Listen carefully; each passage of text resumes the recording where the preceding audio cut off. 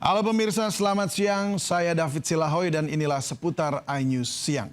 Harga LPG 12 kg naik per misa dan ternyata berdampak pada stok dan harga LPG 3 kg. Di Jember, Jawa Timur, LPG melon sulit didapatkan dan harganya meroket hingga Rp30.000 per tabung.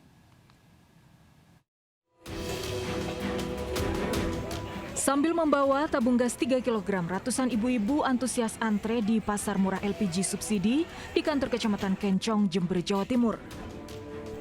Warga yang didominasi ibu-ibu ini rela berdiri lama demi mendapatkan LPG 3 kg seharga Rp18.000 per tabung. Harga itu lebih murah ketimbang harga LPG 3 kg yang meroket hingga Rp30.000 di toko kelontong. Menurut warga, LPG melon juga sulit didapatkan belakangan ini. 30, ada yang 25. Sulit dapet carinya, Pak? Sulit. Harga mahal tapi nggak dapat. Iya, mulai kemarin susah gas, Pak. Pasar murah LPG digelar Pertamina Patraniaga Jawa Timur Balinus. Puluhan ribu LPG subsidi digelontorkan ke pasar dengan harga di bawah pasaran. Sementara itu, kenaikan harga LPG 12 kg juga sempat membuat LPG non-subsidi itu sulit didapatkan. Di Surabaya, Jawa Timur, sejumlah pangkalan gas tidak disuplai LPG 12 kg selama 2 pekan terakhir. Tabung-tabung gas 12 kg kosong dan menumpuk.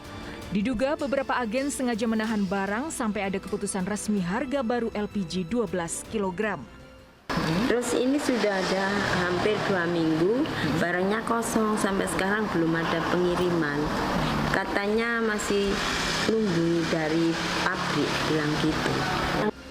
Pengelola pangkalan gas mengakui kenaikan harga LPG 12 kg membuat permintaan gas LPG 3 kg meningkat drastis.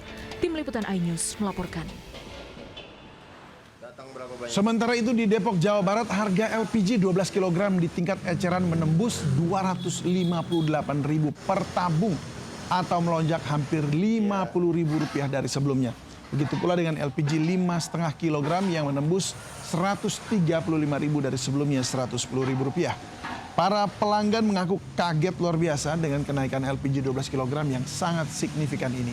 Para ibu mengeluh dan protes kepada agen karena kenaikan harga di tingkat konsumen jauh melebihi kenaikan yang diumumkan Pertamina.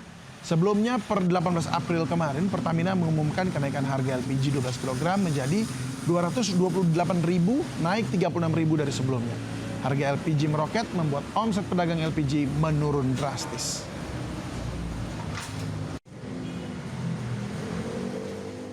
Harga LPG 12 kg semakin mahal pemirsa. Apakah warga mulai beralih ke LPG 3 kg? Sudah ada rekan Jen Cahyani di Pangkalan Gas Kemayoran, Jakarta Pusat. Jen, bagaimana ketersediaan stok LPG saat ini?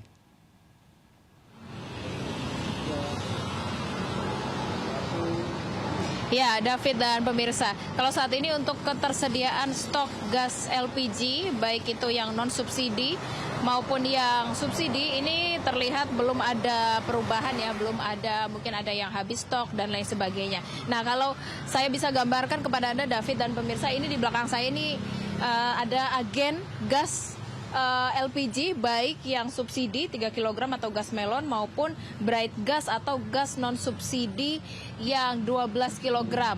Nah, di sini tadi saya sempat bertanya-tanya juga kepada penjaga agen yang ada di sini. Memang betul ada kenaikan, David dan pemirsa, yakni di gas bright gas atau gas non subsidi 12 kg ini yang semula Rp210.000, kini di sini bisa dibeli di harga Rp250.000, David dan pemirsa. Namun untuk seperti apa pergeseran, adakah pergeseran pelanggan dari gas non subsidi ke gas subsidi atau gas melon? Kita akan tanyakan kepada penjaga agen di sini. Halo Kak, boleh diperkenalkan namanya siapa Kak? Nama saya Abel. Oke, Kak Abel, ini boleh dijelaskan kembali, ditegaskan berapa sih kenaikan harga gas non subsidi atau bright gas ini Kak?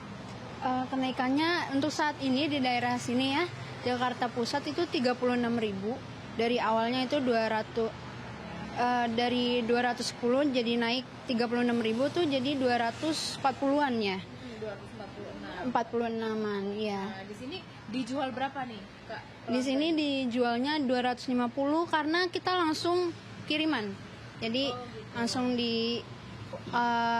dibulatkan jadi 250 gitu ya. Nah, ini Kak, ada pergeseran pelanggan nggak sih dari yang semula belinya non subsidi ke jadi beli gas melon? Ini ada nggak sih Kak atau belum terlihat?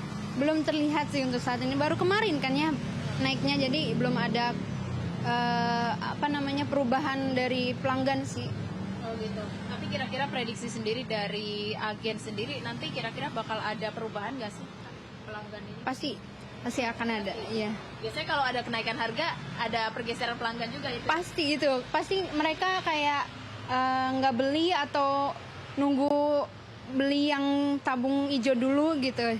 Jadi mereka pasti akan nggak beli di sini jadinya. Iya. Oke, baik. Mungkin ini karena baru 3 hari, gasnya belum habis kali ya? Belum, iya baru 3 hari ya. Oke, ya baik. Terima kasih Kak Abel. Nah, itu dia David dan pemirsa. Karena memang perubahan atau kenaikan harga dari PT Pertamina Patraniaga sendiri baru tanggal 18 April lalu, sehingga kemungkinan ini gas di rumah belum habis, jadi belum terlihat secara signifikan seperti apa pergeseran pelanggan dari yang semula membeli non subsidi menjadi beli gas melon atau gas 3 kg yang subsidi. Namun yang pasti di sini kenaikannya cukup tinggi ya, dari yang semula Rp210.000 menjadi Rp250.000 per tabungnya, ini untuk tabung 12 kg, dan ini per daerah juga beda-beda. Ini kami saat ini melaporkan dari Kemayoran, Jakarta Pusat, mungkin juga bisa beda-beda di beberapa daerah di Pulau Jawa juga ya, David dan juga pemirsa. Nanti akan kita lihat seperti apa, namun harapannya tentu saja ini tidak memberatkan masyarakat untuk membeli tabung gas seperti itu. David. Ya, jadi kita harapkan bahwa pemerintah juga campur tangan ya mengenai harga ini. Terima kasih Jen untuk informasinya, selamat bertugas kembali. Ya, pemirsa, kenaikan harga LPG non-subsidi dikeluhkan banyak masyarakat. Menurut pemerintah, kenaikan harga tersebut bukan tanpa alasan, melainkan mengikuti kenaikan harga pasar dunia.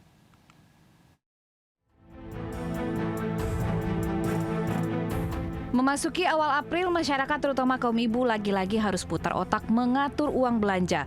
Mulai 18 April kemarin, Pertamina Patraniaga menaikkan harga LPG di seluruh Indonesia.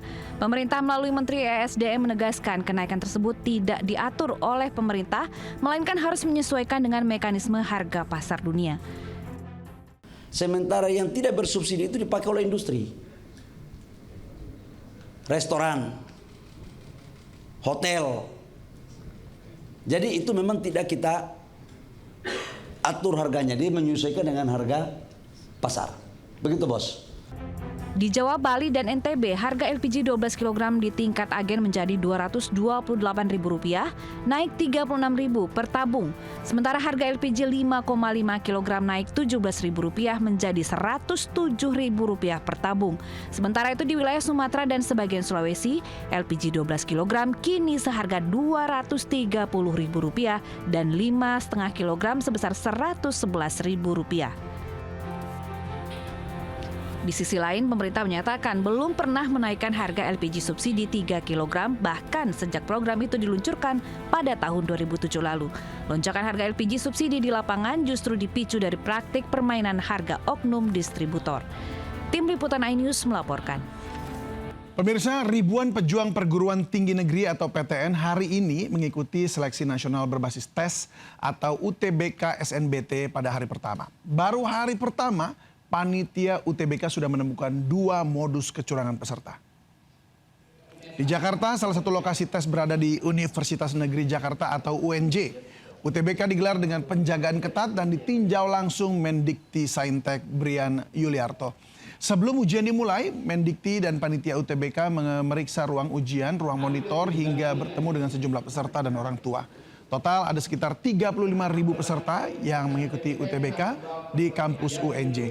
Dari keterangan Mendikti Saintek di hari pertama ini, panitia menemukan 2 modus kecurangan di Universitas Sulawesi Barat dan Universitas Diponegoro, yaitu peserta yang menggunakan joki dan alat bantu di telinga yang terhubung secara digital. Setiap bentuk kecurangan akan diberi sanksi pencoretan dari peserta UTBK.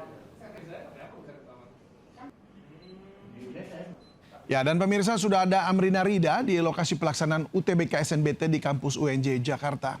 Rina, maksud kami Rida, bagaimana pelaksanaan UTBK hari pertama ini dan apa saja persiapan yang harus dilakukan oleh para David peserta? dan juga pemirsa, benar sekali bahwa hari ini adalah hari pertama pelaksanaan dari ujian tulis berbasis komputer ataupun juga UTBK SNBT, yang mana untuk di Jakarta salah satu lokasi pusatnya ini adalah di Universitas Negeri Jakarta yang berlokasi di Rawamangun, Jakarta Timur. Dan kalau berdasarkan pantauan kami begitu ya, untuk hari pertama ini untuk sesi yang pagi, sesi pertama sudah dilaksanakan sejak pada pukul 6.45 dan selesai dilaksanakan sekira pada pukul 10.30 hingga pada pukul 11 tadi begitu, sehingga saat ini pun juga sudah mulai nampak ada para peserta ataupun juga siswa-siswi yang akan mengikuti untuk UTBK sesi siang ataupun juga sesi kedua yang akan dimulai sekira pada pukul 12.30 hingga pada pukul 13 waktu Indonesia Barat dan akan selesai digelar pada pukul 17 waktu Indonesia Barat.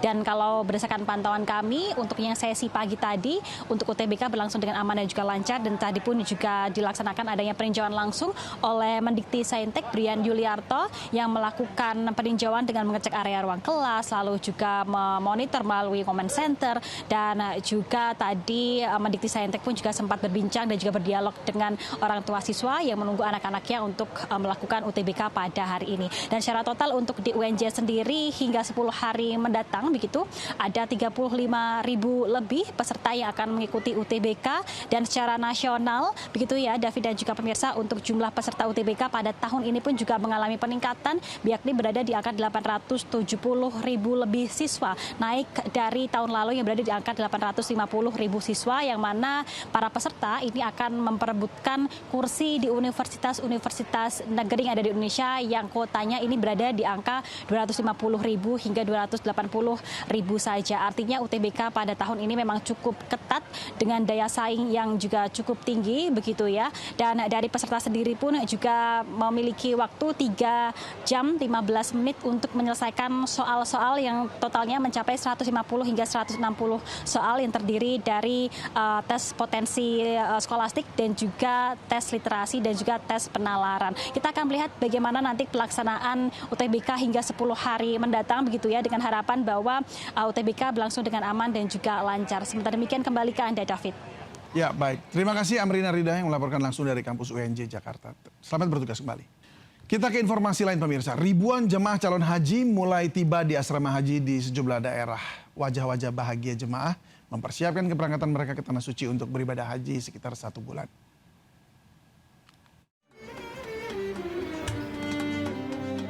Di antar sanak keluarga, sebanyak 354 calon jemaah haji kloter pertama embarkasi Yogyakarta tiba di Hotel Kawasan Temon, Kulon Progo pagi tadi.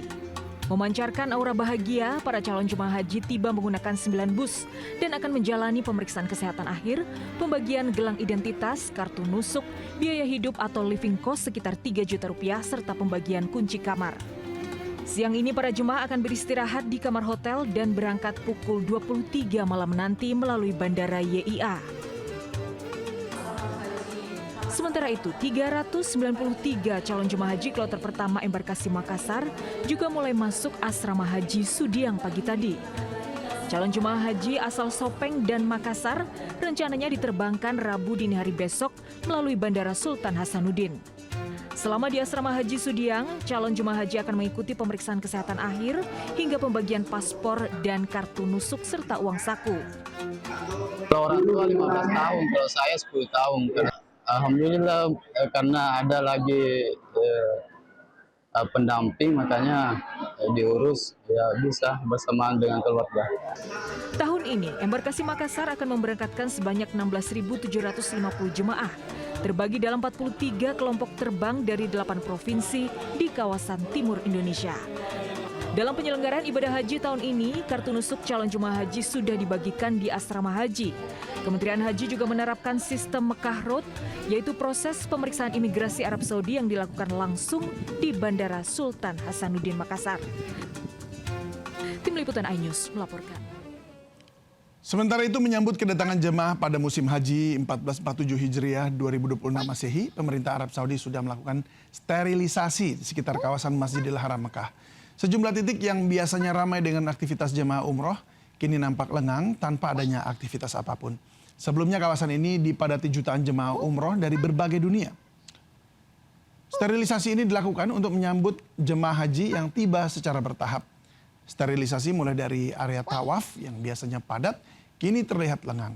Dan langkah ini dilakukan agar jemaah haji bisa beribadah dengan lebih khusyuk dan aman. Jemaah dari berbagai negara dijadwalkan datang secara bertahap dalam beberapa pekan ke depan.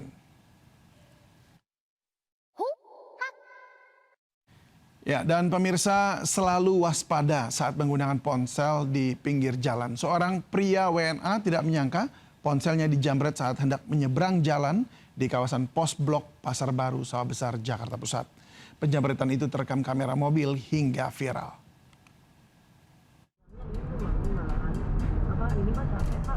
Aksi penjamretan terekam kamera dashboard mobil tepat di depan kawasan Pos Blok Pasar Baru, Sawah Besar, Jakarta Pusat. Seorang pria warga negara asing asal Jerman yang tengah memainkan ponsel tiba-tiba dipepet dua pelaku lalu merampasnya. Korban sempat berusaha mengejar, namun sayang, kedua pelaku segera memacu motornya lalu kabur. Aksi penjamretan terjadi saat kondisi di lokasi sepi. Itu marah sih Pak, karena sepi banget itu Pak. Kalau kita lagi itu di pos. Kan kejadian di sini nih, kita di pos. Hal ini kan kalau memang kita ini ditutup gini gerbang. Korban sudah membuat laporan dan kini polisi masih menyelidiki dan mengidentifikasi kedua pelaku. Dari Jakarta, Rani Sanjaya, iNews melaporkan. Ugal-ugalan hingga menyerempet kendaraan lain, seorang sopir travel diamankan polisi usai videonya viral di ruas tol kawasan Buah Batu, Bandung, Jawa Barat. Pihak travel pun akan memberikan sanksi tegas jika pelaku terbukti melakukan pelanggaran. Sebuah mobil travel melaju ugal-ugalan hingga menyerempet kendaraan lain di ruas jalan tol Padalenyi, kawasan Buah Batu, Kota Bandung. Korban yang tak terima sempat mengejar travel hingga kembali terjadi aksi senggol. Khawatir mobil terguling, korban akhirnya berhenti di pinggir jalan tol. Video aksi ugal-ugalan ini pun viral hingga polisi menindak sopir travel akibat aksi tak terpuji ini. Polisi memberikan sanksi tilang karena melakukan pelanggaran Undang-Undang NNAJ. Pelaku pun membuat permohonan maaf dan menyesali atas perbuatannya. Saya mengakui atas kejadian video viral kemarin di jalan dan saya mau meminta maaf kepada masyarakat dan perusahaan PT Bidika Sampurya atas kejadian kemarin. Sementara pihak travel menyatakan menyerahkan sepenuhnya kasus ini kepada pihak berwajib dan akan memberikan sanksi tegas. Dari Bandung, Jawa Barat, Yanuar Candika, iNews melaporkan. Dua kebakaran terjadi di Jakarta dini hari tadi di waktu nyaris bersamaan. Kebakaran pertama melumat gudang penyimpanan kayu di kawasan Cakung, Jakarta Timur. Sementara di Kebayoran Baru, Jakarta Selatan, dua ruko laundry ludes terbakar akibat kebocoran regulator tabung gas hingga menyebabkan seorang karyawan terluka. Ya mobil Pak, mobil, yang punya mobil. Api cepat melalap bangunan yang menjadi gudang penyimpanan kayu di Jalan Komarudin Lama, Cakung, Jakarta Timur dini hari tadi. Damkar yang datang harus menggunakan gergaji mesin untuk membuka pagar seng yang menutup lokasi kebakaran agar tidak terjadi perembetan. Diduga kebakaran dipicu korsleting listrik. Akibat banyaknya bahan mudah terbakar, api cepat membesar dan menghanguskan gudang seluas 500 meter persegi. 15 unit mobil damkar dan puluhan personil dikerahkan untuk memadamkan amukan si jago merah. Dia dari sini gede. Terus? Pada panik tuh. Lagi pada kerja nggak Pak? Apa? Lagi pada kerja nggak? Nggak ada kerja. Ini apa sih Pak? Gudang apa kayu, mari bekas. Sementara pada waktu yang nyaris bersamaan, kebakaran juga melanda dua ruko laundry di Jalan Radio Dalam Raya, Gandaria Utara, Kebayoran Baru, Jakarta Selatan. Kebakaran terjadi saat karyawan hendak menyetrika pakaian. Namun terjadi kebocoran regulator tabung gas. Satu orang dilaporkan mengalami luka bakar di bagian kaki. Dan selang 1 jam, api bisa dijinakkan. Dari Jakarta, Miftahul Gani, iNews melaporkan.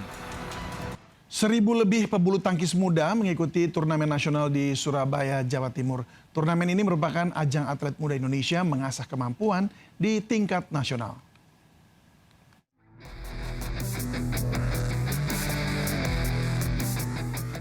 Turnamen ini terdiri dari kategori remaja under 17, taruna under 19, dan bagi dewasa. Sirnas 2026 yang terbagi dalam level A, B, dan C menjadi ajang penting bagi atlet untuk menguji kemampuan. Seri pembuka A berlangsung 13-18 April 2026 di Gor Sudirman, Kota Surabaya. Penyelenggara PPPBSI bekerjasama dengan Hydro Plus. Kompetisi meliputi sektor ganda campuran dewasa, ganda taruna putri, dan kategori lainnya. Level pertandingan terbagi menjadi 3 level, A, B, dan C, dengan 23 seri yang tersebar dan diikuti 1.106 dari 240 klub di Indonesia. Tim Liputan iNews melaporkan. Kami akhiri jumpa kita siang ini. Saya David Silahoy bersama tim yang bertugas berterima kasih atas kebersamaan Anda. Tetap semangat dan sampai jumpa.